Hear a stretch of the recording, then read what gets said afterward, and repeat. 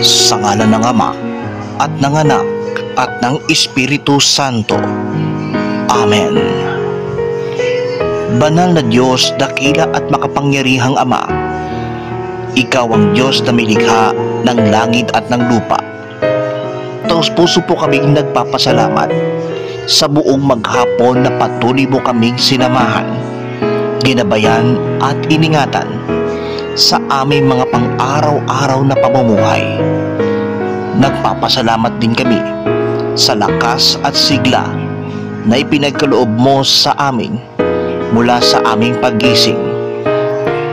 Patawad, Panginoon, kung kami po ay may mga pagkakamali at pagkukulang na nagawa sa isip, sa salita at sa gawa. Nawa maging kalakasan ang aming mga gagawin sa buong maghapon sa kinabukasan. Kami makapagpahinga ng mahimbing mula sa aming mga pang-araw-araw na gawain upang kaming lahat ay magising ng malakas at masigla. Nawa sa iyong banal na presensya, bigyan mo kami ng ibayong lakas at sigla sa aming mga pang-araw-araw na gawain upang maka-impluwensya ng mga bagay na naaayon sa iyong panukala at banal na plano. Turuan mo kami, Panginoon, na sa bawat araw ng aming pamumuhay, patuloy mo kaming bigyan ng lakas at sigla upang sa lahat ng aming makasalamuha ay magkaroon kami ng panibagong lakas at pagkakataon upang makapaglingkod sa iyo at sa aming kapwa.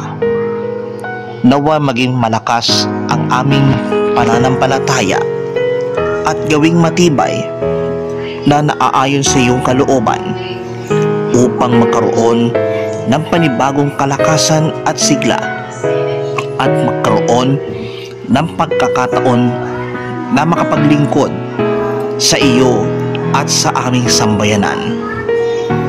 Ito po, O Diyos, ang aming idinadalangin kaysa ng panambitang panalangin ng aming inang Birheng si Maria at ng lahat ng mga anghel at mga banal sa langit, sa pangalan ng iyong bugtong na anak, ang aming Panginoon at tagapagligtas, Panginoong Hesukristo, na nabubuhay at naghaharing kasama mo at ng Espiritu Santo, iisang Diyos, magpa sa walang hanggan.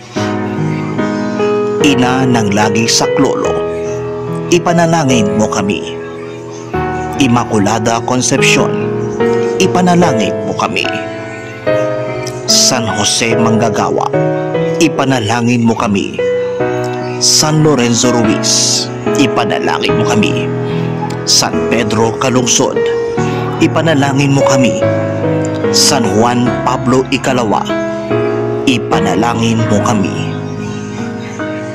Sa ngalan ng Ama at ng Anak at ng Espiritu Santo. Amen.